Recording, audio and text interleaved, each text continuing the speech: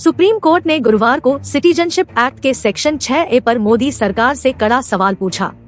Court ने सवाल उठाया कि नागरिकता अधिनियम की धारा 6A को सिर्फ असम में प्रवासियों की सुरक्षा और नागरिकता देने के लिए क्यों लागू किया गया। इसके उलट पश्चिम बंगाल सहित अन्य सीमावर्ती राज्यों में प्रवेश करने वाले प्रवासियों को इसमें शामिल नहीं किया गया, जबकि उन्हें भी इस समस्या का सामना करना पड़ता है। मुख्य न्यायाधीश DY चंद्रचूड़ की अध्यक्षता वाली 5 न्यायाधीशों की संविधान पीठ ने केंद्र और असम सरकार की ओर से प्रावधान का बचाव कर रहे सॉलिसिटर जनरल तुषार मेहता से यह सवाल किया। पीठ ने पूछा, आपने असम को क्यों अलग रखा, जबकि पश्चिम बंगाल की सीमा लंबी है, वहाँ घुसपैठ भी बहुत ज्यादा हो सकती है। पीठ ने सवाल किया कि पश्चिम बंगाल में भी अवैध प्रवासी है, बंगाल को बाहर रखने का क्या कारण है। हम यह नहीं कह रहे हैं कि उन्हें पश्चिम बंगाल में प्रवेश करने वाले प्रवासियों भी प्रोटेक्ट किया जाना चाहिए, लेकिन आपने राज्य क्यों छोड़ा। यह अवैध पलायन किस हद तक है और सरकार पश्चिम बंगाल में क्या कर रही है।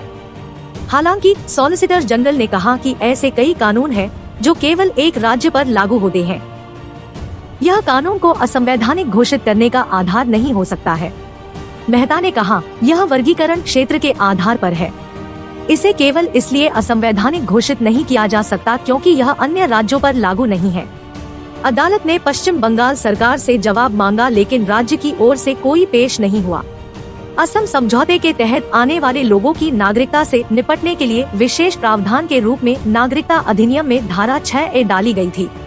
इसमें कहा गया है कि जो लोग 1985 में संशोधित नागरिकता अधिनियम के अनुसार बांग्लादेश सहित निर्दिष्ट क्षेत्रों से 1 जनवरी 1966 को या उसके बाद लेकिन 25 मार्च 1971 से पहले असम आए थे और तब से पूर्वोत्तर राज्य के निवासी हैं, उन्हें अपना पंजीकरण कराना होगा।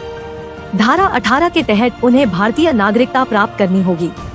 नतीजतन प्रावधान असम में बांग्लादेशी प्रवासियों को नागरिकता देने की कट ऑफ तारीख 25 मार्च 1971 तय करता है। याचिकाकर्ताओं का कहना है कि असम समझौता भेदभावपूर्ण था। इसी वजह है कि यह असमिया लोगों को अन्य राज्यों में रहने वाले उन लोगों से अलग करता है जो किसी अन्य राज्य में प्रवेश कर चुके हैं। इसने राज्य के राजनीतिक, सामाजिक, सांस्कृतिक और आर्थिक जीवन पर प्रतिकूल प्रभाव डाला है, जो असम आंदोलन के पीछे मुख्य कारण था। असमिया लोगों की इस आशंका और भय के कारण बार बार जातीय झड़पें और संघर्ष हुए हैं, जिससे भारी जानमाल की हानि हुई है।